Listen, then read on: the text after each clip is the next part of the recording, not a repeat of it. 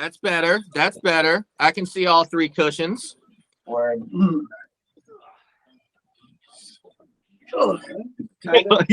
Yeah. I can see half. I Y'all. got like half of you guys. I got half a You might Legion. have to like squinch Hey in. man, look, I mean honestly, unless you want to adjust again, you can definitely pull some lean ins. That's cool. It's real lax over here.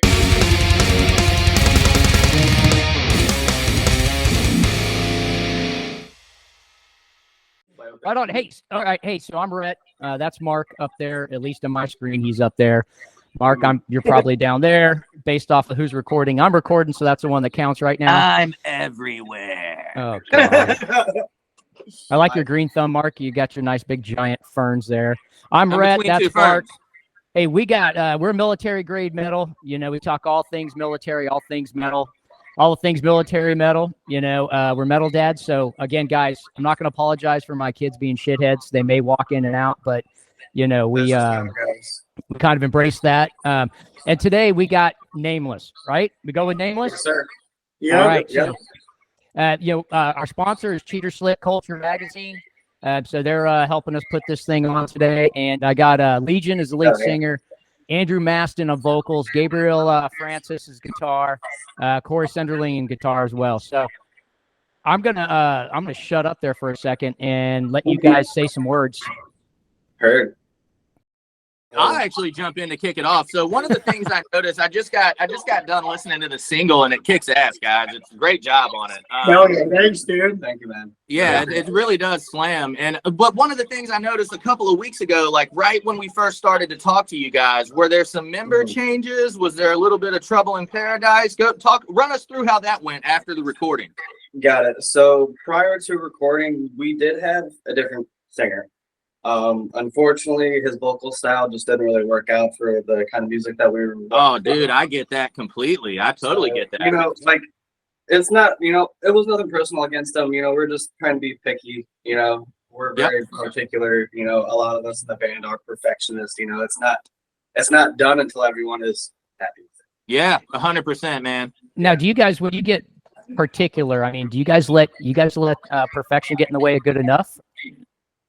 So here's our thing. When we say perfectionist, we mean our names are attached to the material that we put out. You know what I mean? Yeah. And we want to be that band that's like everyone's ready to come to the show and, you know, go heavy and, you know, cheer us on. We don't want to put something out that, you know, is rushed or Like half-assed. right. We just like a lot of bands are in that mindset of we need to get as much material out as soon as possible, as quick as we can.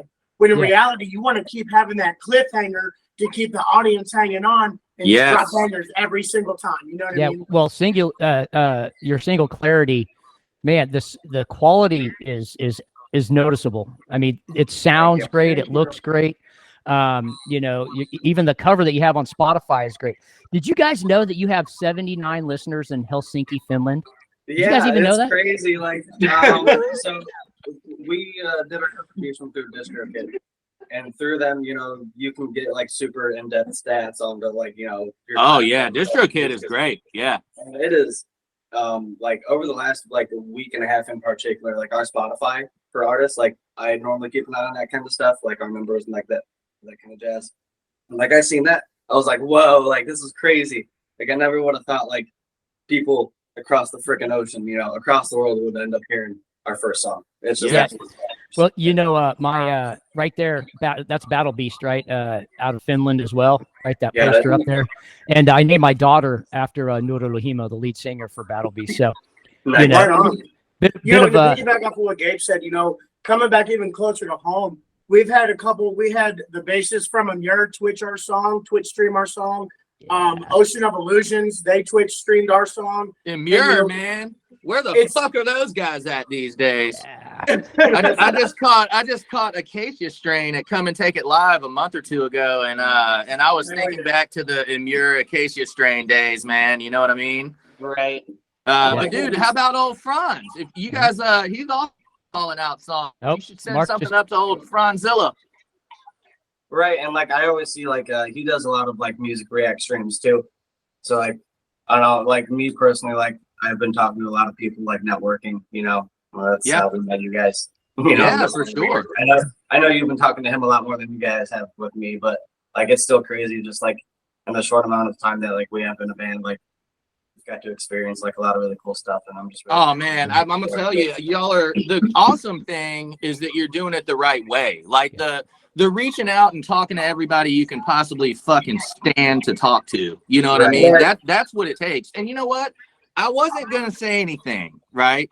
But Rhett said something that I do want to touch on. So he said, "Are you letting perfection get in the way of good enough?" Right?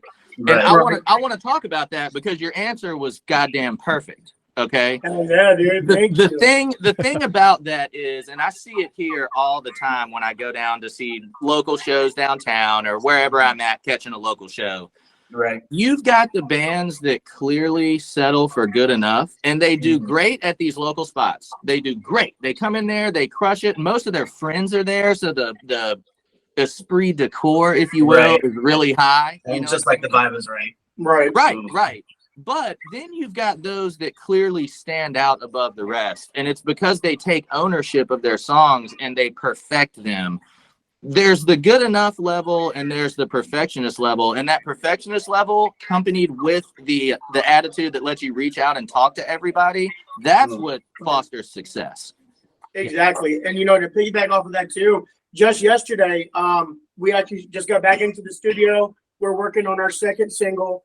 And while we're sitting there playing around, we gotten this notification. We were tagged in something. It's called like the Rock Rage radio show or something. Some lady based out of Phoenix. Someone tagged us on her page, and she tagged us in one of her top 5 picks for the week. So now we're spreading out to Phoenix, and she's with, you know, she does festivals, and it's just how crazy that we dropped one single as a band, and the amount of notoriety we've gotten so far just beyond me. And what's going to happen out of this, right? You're going to Phoenix, you might as well come through San Antonio, and we got the connections to get you guys San Antonio, Austin, Houston, and Dallas.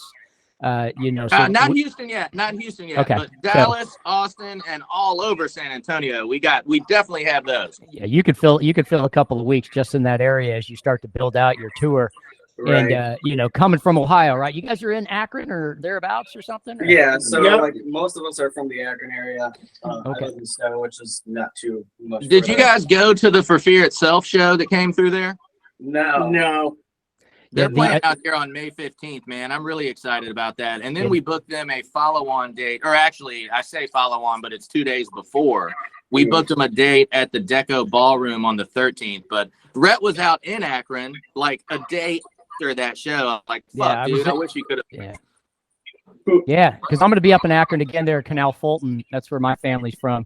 Right on. Yeah, because we're moving to Seattle. So here after a while, you're going to see my whole study change because the movers are coming in a month and packing all this shit up, and we're heading west to Seattle. So you're going to be between two ferns. Yep.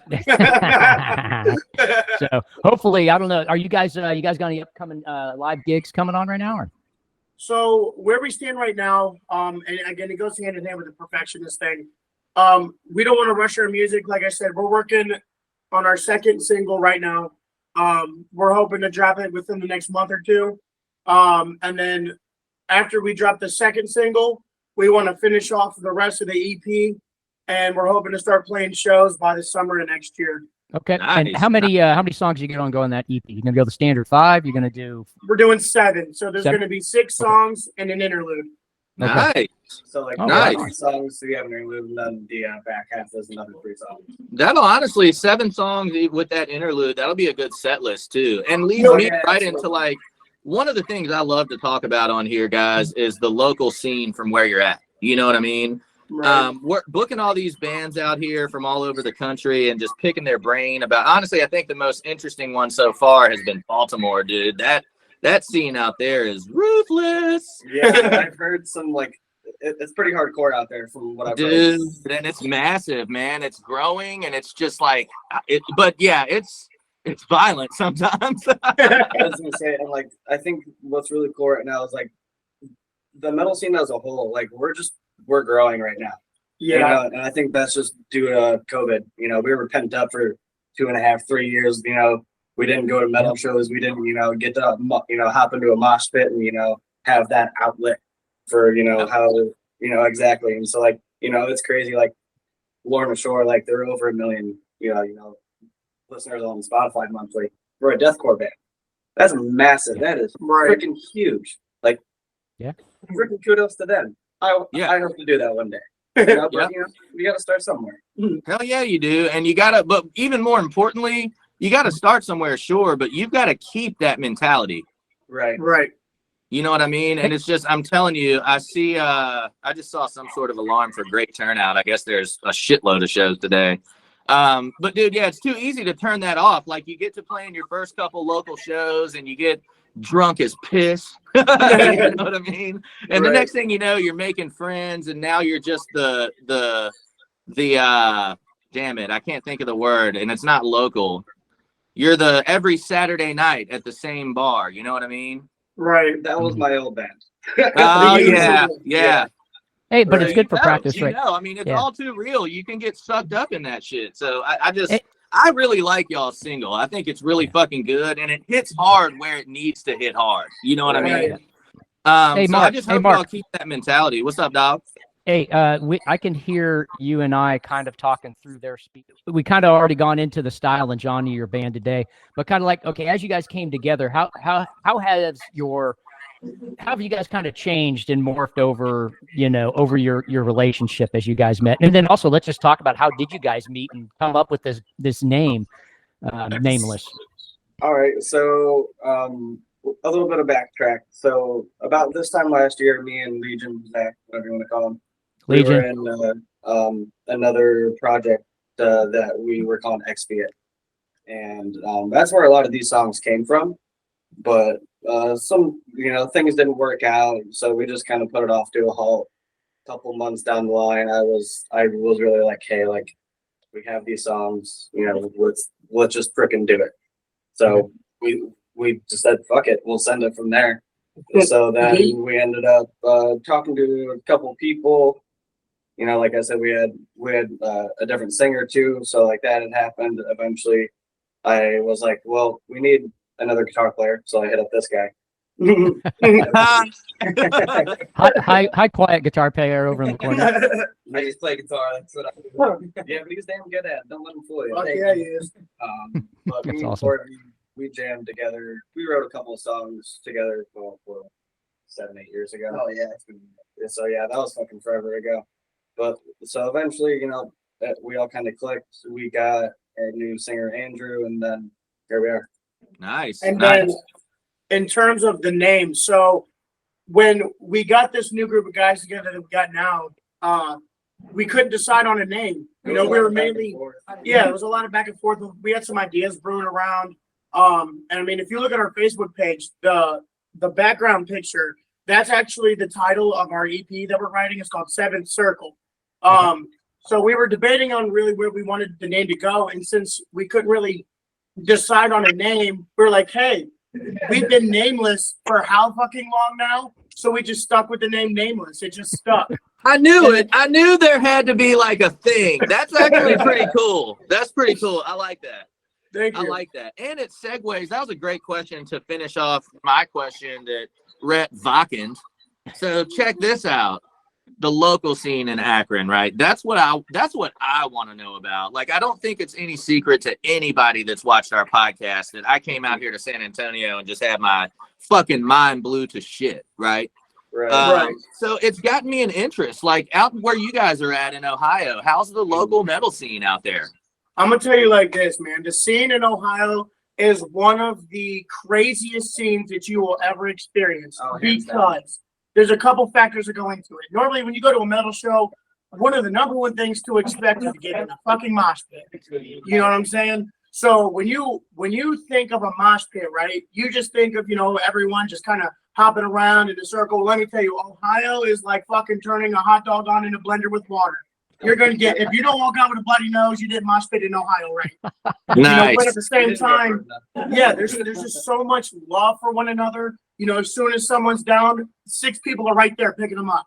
Yeah. You know what I mean? If someone gets hurt, we make sure we clear away and continue to make sure everything's done in a safe manner. Everyone here just cliques. There's never any arguments or really fights or negative. Yeah, no, it's energy. one big metal family. No, that's Exactly, exactly. It's one big family. Yeah, it's a whole bunch of dudes holding other dudes' hair out of their puke outside, you know, after they drink. Facts, dude. Gotta love it. We help each other pee sometimes too. Fuck Yeah. Well, no, that's awesome, man. I think that's what always makes a metal scene great is when you got that feeling of camaraderie and family at the shows. The community too. Yeah, dude. So out near you guys, I mean, what does a local show look like? We talking 50 to 100 people or up over 500? It really depends on the venue because depending on where you go, like really Cleveland has some really nice venues. Kent, which is about, 15, 20 minutes from Akron. The Outpost is a really good show. I mean, we've had Enterprise Earth play there, Mushroom Head. Next week, we're going to see Body Snatcher. Last week or 2 weeks ago. Hold on. Is that still the Body Snatcher Angel Maker tour? It's Body Snatcher, Brand of Sacrifice, Boundaries. Yes, That's sir. right. That's right. Yeah, they did. They went right into that one, dude. That'll be a fucking awesome show, man. Dude, I can't wait. It's gonna fuck so hard, dude. Yeah, Body Snatcher does fuck hard, man. I unfortunately, and we're at like every show out here, but I missed the Body Snatcher Angel Maker show. I was out in Austin at Come and Take It Live for the Acacia Strain that night. And I was hot, dude. The videos looked at. First of all, they had to move it from the Rock Box into Vibes because too many people showed up. That's a good problem to have. Yeah, that's a great problem to have. Before it got upgraded because like the whole freaking thing just sold out. Yeah, like it was all. It was a big tour for all of those bands on that bill. Like especially Paleface. Like that was their first American tour, I believe. Yep. And then Distant, like I'm a big fan of them, and I think that's only like their second or third like American tour. Yeah. Like, honestly, my heart was set on seeing Vengeance by fucking Angel Maker, dude. I was really, really wanting to go see, but I can't complain because Come and Take It was sold out that night too, and Fit for an Autopsy headlined. I gotta tell you though, I was real stoked for Fit. But the Acacia Strain stole that show, dude. Like they came out with so hard. They just kill it. Hey, wasn't that the came same? Out with Beast, and you could barely even hear the band because the crowd was so loud. That was a great video. Yeah, dude. To be honest, they're one of the OG bands, dude. For hands down. Mm-hmm. Hey, wasn't that night? That wasn't that the same night that I was at Knotfest in Brisbane, Australia? Yeah. Dude, I thought I had Rhett beat, man. I was sending him these videos from the Acacia Strain, like, haha, fuck you, Rhett. Yeah, and he's like, oh yeah. Like I'm watching Alpha Wolf in fucking Brisbane. Fuck you. Yeah, dude, This guy, he always finds a way. This motherfucker, he was telling me, yeah, I'm going to Australia. I was like, oh, well, I'm going to the Acacia Strain. So, and dude, he lands right beside Knotfest and grabs tickets and just goes to I Knotfest. literally walked off the plane from San Francisco, landed in Brisbane at like 6:30 in the morning. I Uber it to my hotel in downtown Brisbane. And they're like, yeah, you can't check in till later this afternoon. And I'm like, all right, cool. I'm going on a walkabout. And so I'm like, I Google and I text Mark. I'm like, hey, you're not going to believe this shit. Knotfest. No kidding. At the parade grounds there. So I walked down there and I got videos that we're going to release and stuff later. But I walked all the way around the parade grounds and it's nothing but metalheads. Oh, hell yeah. I mean, so hundreds and hundreds and hundreds of metalheads. Well, I don't have tickets. They don't have scalpers there because everyone there apparently follows all the rules and laws and shit. So yeah. I go to this. I'm like, well, shit. I found this wing place, this wing house right behind the main stage or one of the main stages on the outside of the thing. And started getting drunk with, a bunch of my best friends from Australia. And they're like, one dude's like, oh, yeah, our buddy can't make it. You want to buy his ticket? I'm like, yes, I do. Oh, you lucky Yep. And I walked in. The lineup could not have been more red either. Oh, yeah. It was fucking In Flames and Trivium again, man. I was crowd surfing In Flames. Trivium I've seen now. We just saw him a few months ago. Parkway Drive, that's their hometown. And the crowd went freaking nuts for Parkway Drive. even Dave Mustaine from Megadeth played, and Dave Mustaine actually moved, like he was like all in it, which is, you know, more normally he's just sitting there just with his face down. Playing. Oh yeah. It was just, then of course Slipknot comes out and does, you know, and I'm Slipknot, I really never grew up listening. They were kind of a little bit after my genre because, you know, I'm a Wacken guy from the 90s. And so I go to Germany to go to Wacken and those kind of bands back in the 90s. And, you know, I roadie for Morbid Angel and that kind of stuff. I love that. And, you know, and so that's really shaped my genre of music, where I go to a lot of death metal, and also spent a couple of years stationed in Tampa, Florida, you know, the home of Cannibal Corpse, of course, Morbid Corpse, Angel. baby. Yeah, Morbid Angel, Cannibal Corpse, and Obituary. And so the fact that I've slipped into Knotfest, like, get that? Slipped into Knotfest? I just came up with that. Really, you know, it's just amazing. That took me a second, but I got it finally. Okay, thanks, man. I have to work on the joke. If it takes that long, then it's not a good joke. So, what kind of music like really has influenced you guys? That is a good question. From the, I mean, individually, and then also as a band collectively. So wait, can I guess? I suppose, yeah, we all kind of have different music tastes. Gabe's actually the one that got me into the heavier genre. I was more of like a thrash guitar player. My dad just kind of got me into just, you know, Iron Maiden, Metallica, just the old school stuff, and then just got me more into the progressive metal like North Lane and Invent Animate and stuff. And I just my guitar playing just took off from there. Yeah, North Lane was North Lane on Knotfest. Yeah, I did crowd surfed North Lane once. Yep. Nice. You know, it's funny you say North Lane, because when Ocean of Illusions did our Twitch stream, they said that, you know, our producing from Clarity sounded a lot like the Singularity album from North Lane. A lot like that, you know, and with that, we want to shout out our dude Chandler. He's our producer. We do everything from his fucking recording room at his apartment. Hey, is that like, where this dude is a beast? Yeah, is that the guy that was sitting there and you guys were sitting right behind him on your last picture you posted that we liked? Yeah, that was awesome, man. Yeah, he's got a nice setup there. He's a whiz, man. He's our studio drummer for the time being. Okay. I mean, at the moment, we're currently looking for a drummer. But you know, that's one of the hardest things to find for a band is a drummer. I mean, I feel it is because with no. I'm saying it is the hardest thing. Yeah. Oh yeah. Yes. Yeah. You had the same conversation you've had in a past couple of interviews we've done. It always kind of goes back to finding a drummer that fits the band's genre, the style. Yes, it's so huge. Like the bassist and the drummer need to be fucking the whole time. You know what I mean? And that's just, it must be. But when you're like, I know where they're at, Rhett, because when you're dealing with death metal and really like deathcore shit, you gotta have blasts that are on time. You gotta have kick drum patterns that are perfectly synced. So there's this thin line there. You gotta have enough talent and you have to fit the band. You know what I mean? But you cannot, when it comes to drummers, you cannot sacrifice on that technicality because you will get up on stage and sound like shit. Yeah. And that's one of the problems we've encountered. We've went through, I think, 2 drummers now, 2 or 3, mm-hmm. And it's either they're too technical or they're too stuck on the same riff pattern. You know, they play one style. And with us, we are a very diverse group. Yeah. You know, we all have our different styles that we put together and it just fucking clashes, dude. You know what I mean? And it's about finding that nice middle ground. And I think like that's what we did with Clarity was like, I really like that intro part, that pretty clean bit. And I came up with that. But then I something, you know, not only to fit the context of the rest of the song, but still deliver like the heaviness. Yeah. No, I thought it went from the clean into the epic really nice, man. I really like that jam. You know what, Rhett? Do you want to throw that on our military grade metal playlist too?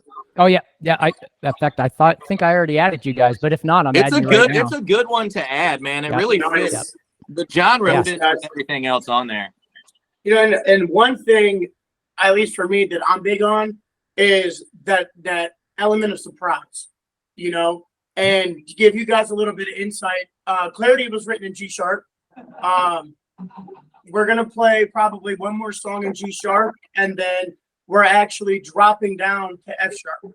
So you know what's crazy? I was waiting for I was wondering if you were gonna say we're going down more or up more, because I've like all the people here, they're 7-stringers tuned to like drop A, you know what I mean? Just kind of a standard 7, right? Yeah. So then what I hear is like, oh, we're going down to G, and I'm like, all right. And then now here we are, and it's like we're going down to F. I'm like, yes.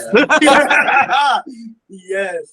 Yeah, man, that's pretty sick, dude. It's when you tune down, you just get that.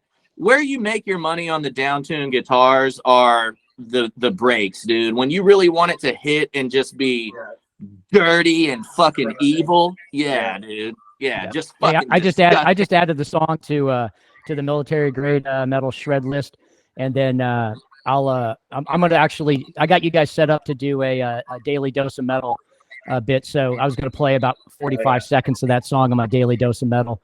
Awesome. With that album cover you got, so we'll play that too, and then we'll do a whole bunch of advertising and stuff for this podcast when that time comes, because I'll tell you what, this song's just sick. It is sick as fuck. If y'all hear background noise, so we've got like a mix lab going on in the studio today in the recording room beside me. So if you hear anything, just kind of disregard it. We've also got Living Hollow coming in here to play Wavestream Live tonight, so it's a big day over here. Nice. How are we doing that? So you guys sound busy. Oh yeah. Yeah. Busy is an understatement, man. Hey, how are we streaming that tonight? Is it on? We're gonna do. Yeah, we're gonna do our first. So we just created the Wavestream Live YouTube, so it's very bare. But what I'm gonna do is go live there, Rhett, and then share the link to it on our Facebook where people are used to seeing it.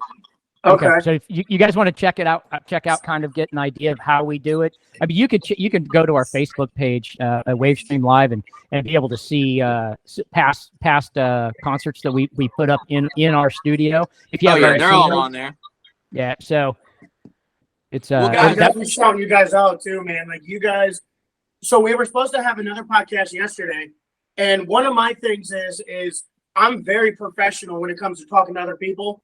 And this guy, he's one of our local guys around here. He set us up. I had been messaging him all week. He never responded. He just practically ghosted me. I'm this is pretty unprofessional. You know what I'm saying? You're a local guy trying to help us out. We're trying to help you out. And the fact you guys have been professional the entire time, you stayed in contact, and you responded relatively within reason. You know what I'm saying? Like you guys are awesome. So thank you. Yeah. It's that military discipline, man. You know, it's like we want to do shit on time. Plus, also, I find it extremely disrespectful when you're late, Mark, and you waste my time, and And so, as you could tell in this relationship, Mark's the he's the dreamer, right? And I'm the process behind the scenes. I keep everything kind of going left and right. He's the artist. But it works though. I mean, literally, like I reached out because I agree with everything y'all are saying, and I try to be as punctual as I can. But dude, we got our hands in a lot of pots out here, and the booking game has really proven to be very, very intricate, right? So I literally, I started seeing you hitting us back up, and I was like, Rhett, please get in there and talk to these guys so it doesn't look like we're trying to not do the interview. And it just works well. If we need help, we can reach out and ping pong off of each other. But we're excited, man. It's growing a whole lot. A lot of the right people are talking to us. We just can't wait to see where it goes. We're glad to have you guys on. Shit. Yeah, I can't wait. I can't wait to get this thing published. It's going to be awesome.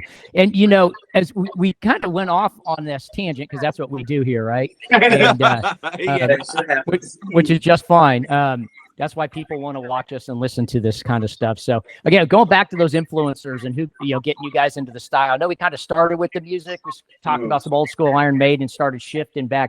What kind of other bands kind of early on bands that kind of got you into this mindset? Because it's nature versus nurture, right? You're not born into metal unless you're literally born into metal. I mean, something influenced you to go into metal because, so what was that got you guys to where you are now together today? So I give a lot of credit to my dad personally. He always had music on in the house, in the car, like it was everywhere. That's always been a big part of my life.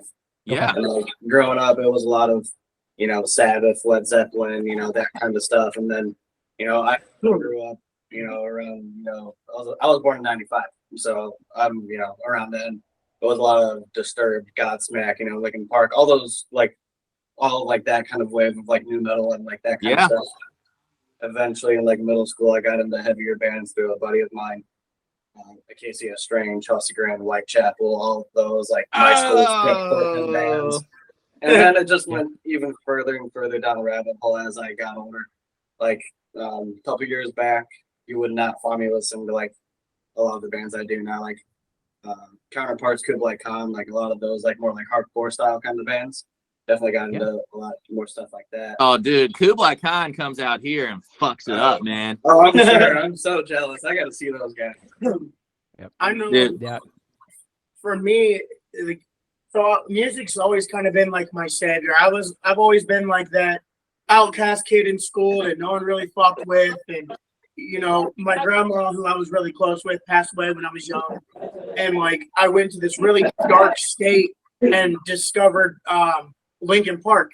So I really connected with them, and with some searching around, I found their older stuff with Chester Screaming more, and that led to older Bring Me the Horizon.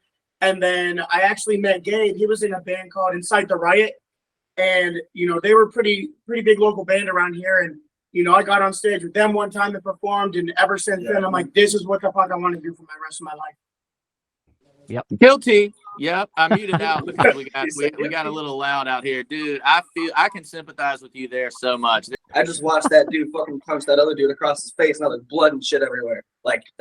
You're right though. It's one of those experiences where you get to get up there and become something that you just aren't all day, every other day. You get to let it all out, and there's no judgment until you get down. It's if you piss your pants on stage, or if you take a shit. Or if you take a shit in the middle of the stage or something, but it's just that release, dude. You get to get up there and let it go.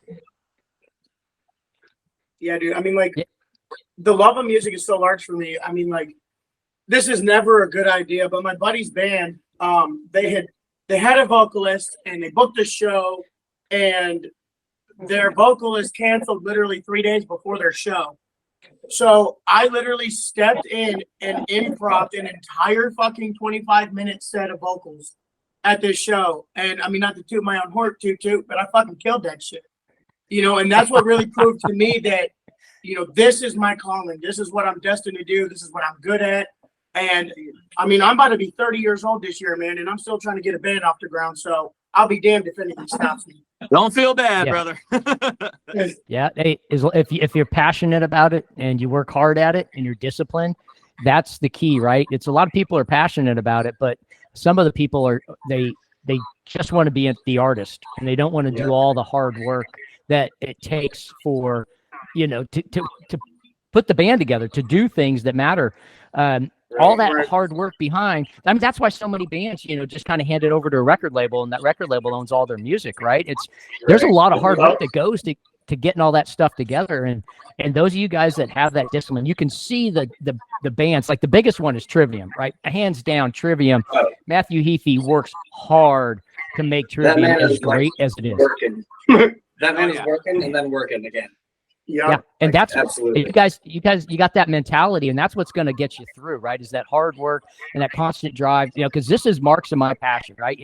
Mark's done with the military. I'm still in the military, but this is what we are passionate about. I don't want to play. I tried that. I was awful whenever I was a kid, whenever I had my bands back when I was, in Germany when I was a private, we just tried to cover everybody else. No original thought whatsoever. So I don't have that passion, right? My passion is doing this, talking to bands, watching you guys become bigger every single day, every single month, every single year, and say that I was a part of that, trying to help enable you guys, make it easier for you guys to become better is what my passion is. And then, with Mark and his involvement in all the different ideas that are going on in his head, and, how you ping that off each other is very important as you guys continue to grow in your partnership, because it's a business. In the end, it's going to be a business if you want to make money. So just, keep that in mind as you guys go on. But I think right now you guys got the desire and drive to just smash it. Now with that,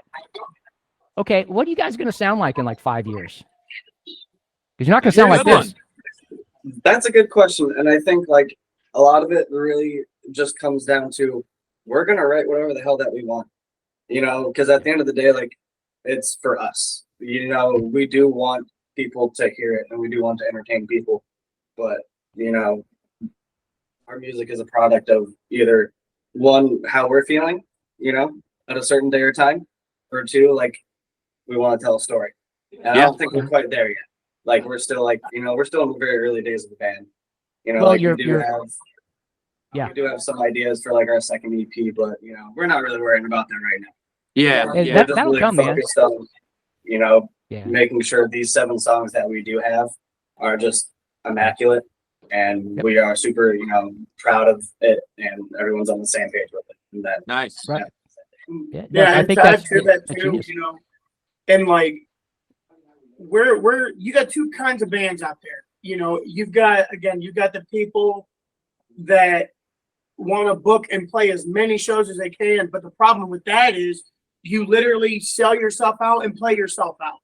You don't really have much of a following, you know. Yep. So where we come from, you know, and all of our songs have some kind of message that you can take from it. Because I know for me, music saved my life. I've been suicidal, I don't know how many times, and music has always been my outlet, and it saved me from suicide. So I know if I can gather a message from music, and you know, I'm a recovering drug addict as well. You know, I was using fentanyl for 5 years. This month, I'll have 2 years sober. And Man, that's Congrats, great. man. That is Awesome. great. That is you know, awesome. and I want people to understand from my lyrics that you may not be on drugs, but changing your life is possible. You know, as long as you have the right mindset and the right attitude, you can achieve anything you want. Yeah. Yep. Yep. This goes right along goddamn the it, theme dude. of what we do, man. This is what we Dude, do. I was just about Suicide. to say that too. Yeah. I could not agree more with that. That Yeah. is a very personal, hitting home type of topic for me. And I just you need to know that I don't even know you from Adam, and I'm proud of you for that. Like that, it's a hard thing to overcome, especially when you're dealing with those opiates, man. It's fucking.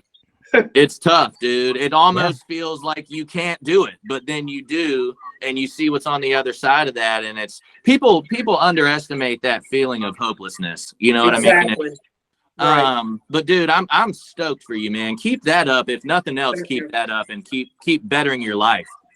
Yeah. For sure. And this is this is, you know, I mean, our podcasts, you know, we focus on this. We talk about this. We're looking out for veterans because we have a suicide problem with our veterans.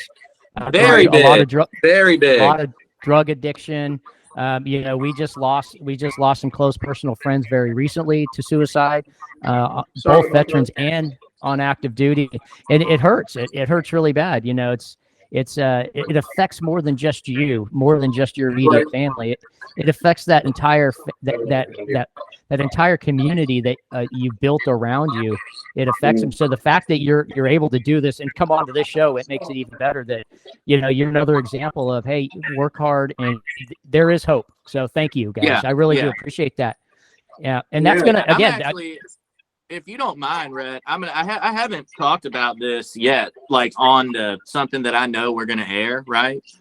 But dude, this is a good time. It's come up too many times now to let it go again. And it's something that my family it's been long enough now where we are definitely moving forward as hard as fuck every day. But so I came out of the military on a lot of pain medication. And Rhett was one of the biggest factors in me being able to power through and amicably get out of the military with an honorable discharge. And it's because we had to look at things the right way. But I spent 2 weeks in detox at Fort Belvoir Hospital before I got out. So I personally feel you on that. That's what's rough, man. I mean, I'm talking about about 4 or 5 years for me that just abruptly stopped after a deployment injury. So I feel you, but even more, what I really got to experience and where whoever's controlling this motherfucker we live on wanted to nail it home for me, right? I got out of the military and started doing now I could hang out with my family, be a lot closer to them. And I saw my sister was struggling, right? And I knew, and she would never tell me, even when I would tell her, like, Robin, I know what's going on because I've fucking done it. You know what I mean? Like, I know what's going on. And you know, she passed away. She died of a fentanyl overdose last year, and I'm sorry. it's just, well, but it's everywhere. It's unbiased. It fucking doesn't care who you are or what you do. If you let it into your life, it will destroy you. It will. It absolutely will. You know, and one of the things, my biggest wake up call, like, I'm gonna just be real. I've flatlined 16 times. Whew. You know what I'm saying? And the fact that I'm still standing here to tell my story, like, that's got to tell you again. Feeds back on you got to be able to tell people something. And it took me detoxing cold turkey in a jail cell to wake the fuck up and come back to reality. I bet the hardest day though was the first day you got out. It really was, especially because I had to walk and wait an hour and a half for someone to come pick me up. Yep. You know, the availability to just literally call and say, "Hey, come swoop me. I need to get high."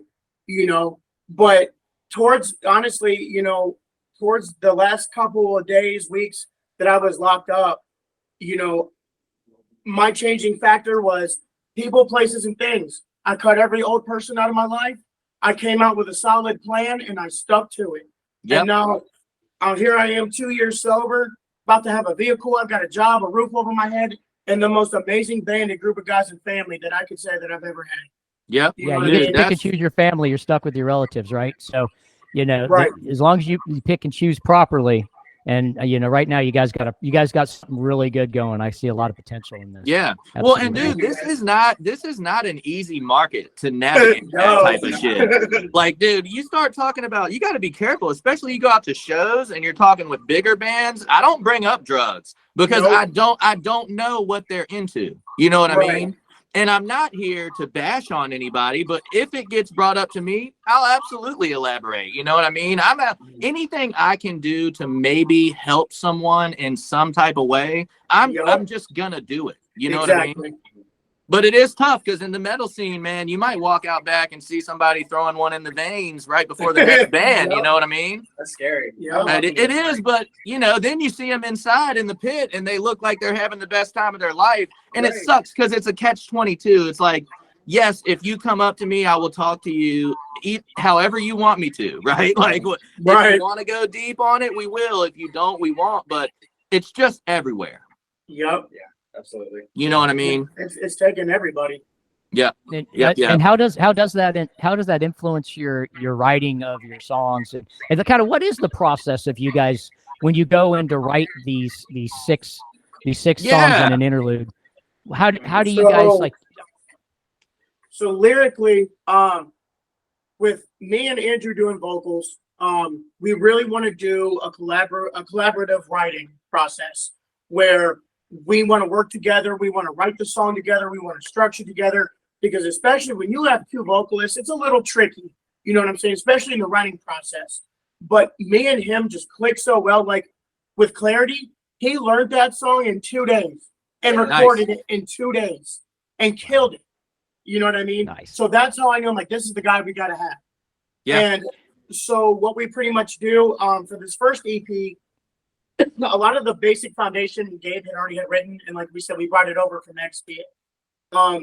But with the rest of the EP that we're writing and going into the next one, we start with either a basic riff somebody has, or we just get together and just jam until we hear something that's catchy and like, all right, play that again, add this to it, and let's try this. And then you build off of that. Yep. Okay. Yep.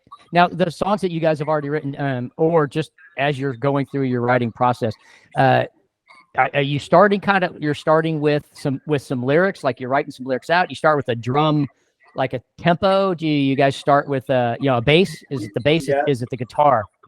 It's all about the guitar normally. Yeah. Especially at least with this first EP, like Zach was saying, like a lot of these songs, you know, we had brought over from our old project XP, which I wrote a lot of that. Nice. And, you know, having Corey in the band now too, like I normally don't write for 2 guitars. I can write for one. You know, I'm not really much of a lead player either. I just like to do the riffing and I like to do the breakdown. So, you know, when I kind of get stuck, I'm like, hey, like, you know, I send it over to Corey, be like, you know, how can we change this, or, you know, what could we add to it? Because, you know, at least for myself, like you can only listen to one guitar track so much without it getting boring. Especially when you're going dun dun dun dun dun, you know. Oh yeah, man. Harmonies, evil melodies, they add so much, dude. Right. And like on the back half of the EP, like I don't want to spoil too much, but it's definitely a lot more melodic. Nice, awesome. It's very heavy too. I fucking love that shit. I love that shit. I don't know how much y'all are into them, but Darkest Hour, I feel like, is a band that does that so fucking well. That nice middle ground between like just heavy enough and then like having that nice melody to it. Yeah, as well on the melody side, because I know what you guys are on the heavy side too, and Darkest Hour doesn't do that, but they do very well at the melodic heavy side. Right. And like, yeah, no doubt. That's where I'll have Corey chime in here because that's more of like his kind of thing. It's my bread and butter. Yes. Yeah, for sure. Hey guys, look real quick. Rhett, can I get a quick time check, my man? You got we got 13:47, so we got 13 minutes before we gotta jump. I got a birthday party to go to, and you got to get ready for the concert tonight. You guys got to check out the show tonight. But so we still got 13 minutes, so that's good.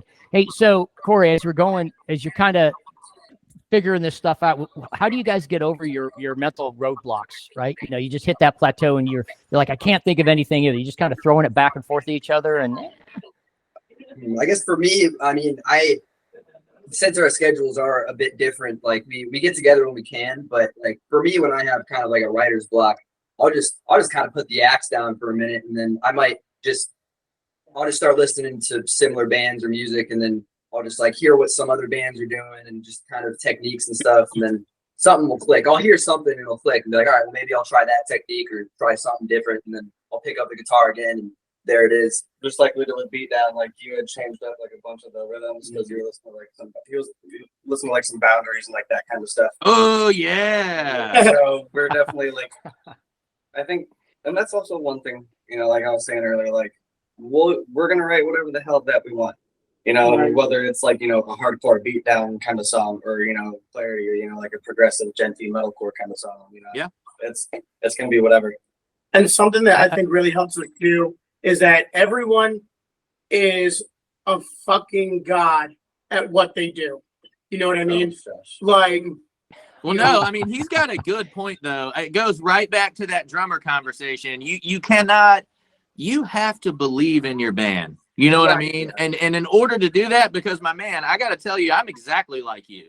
I've tried out 20s and 30s of people for something that you guys will see released here very soon.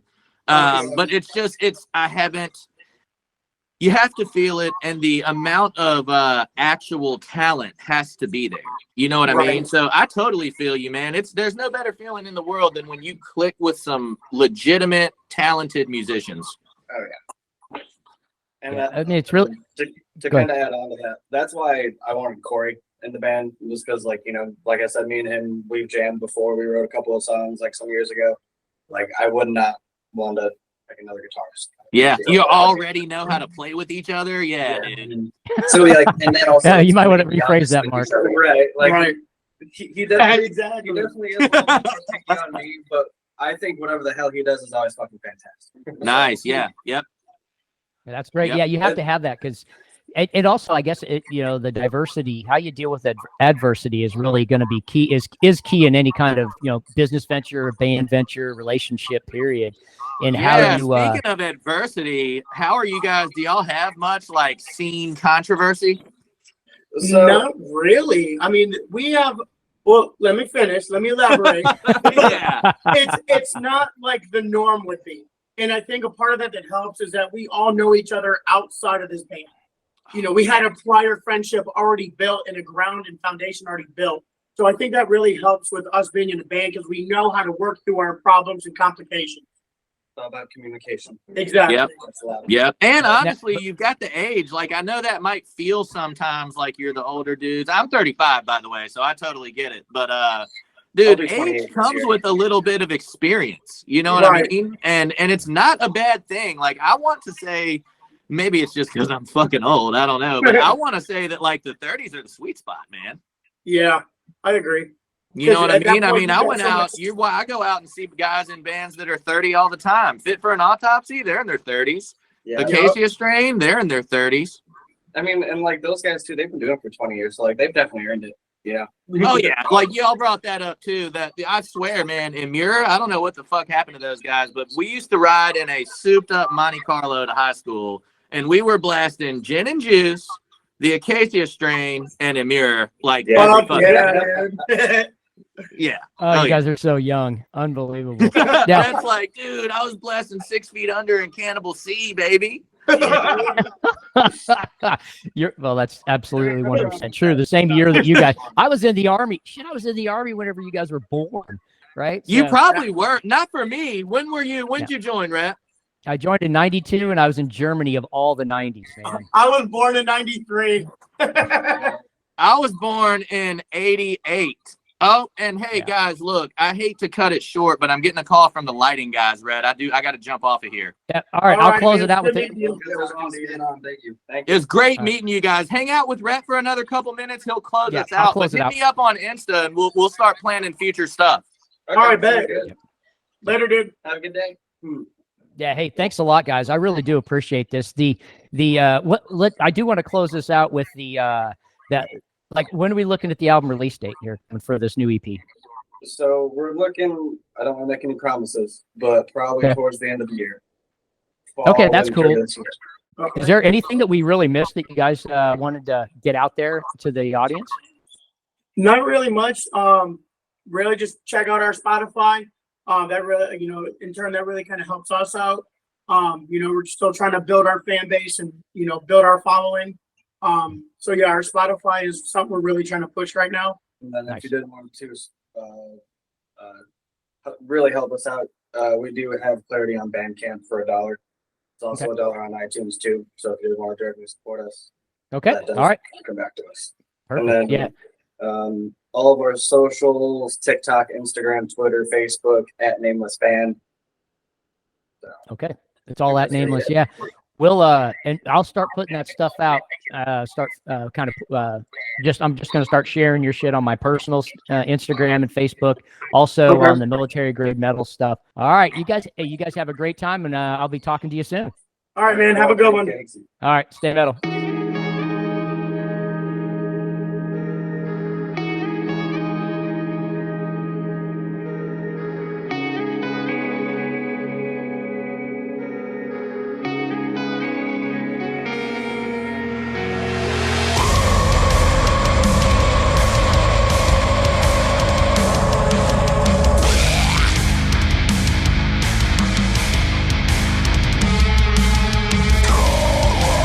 All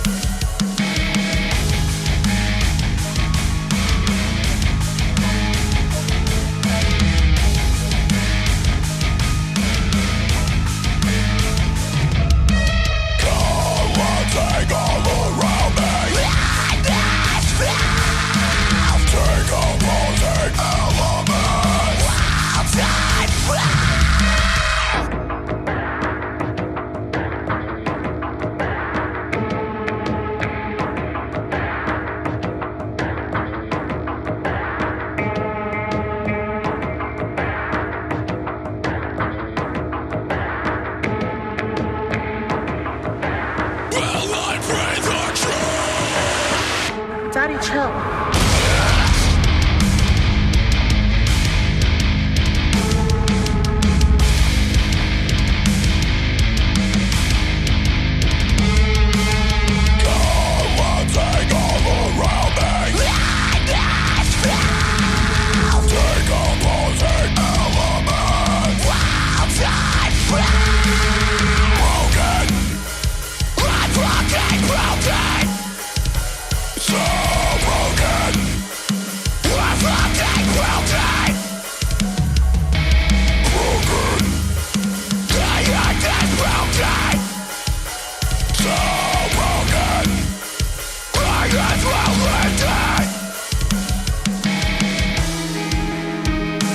What is happening?